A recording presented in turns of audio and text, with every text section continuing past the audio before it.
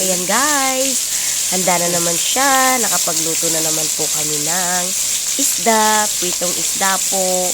Nakalimutan ko pong pangalan ko ng isda po yan, pero masarap siya. Ayan, at hinalo-halo na rin namin po yung aming gulay. Ayan guys, oh, diba? Masarap po yan. Hindi ko po alam kung anong pangalan ng ano na yan. Yung gulay na yan ay yung sa amin is palang. Buto ng palang. Sa Tagalog at Ilocano yun. Sa Tagalog hindi ko po alam. Sa Ilocano po palang. Ayan, so malapit na po siyang maluto. Maprito yung isda. Ayan na po.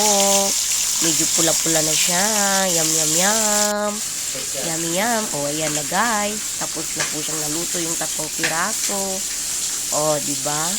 Ayan. Susunod naman po yung 3.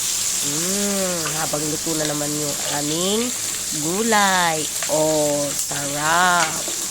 Sarap ang aming dinner. Dinner namin po yan, guys.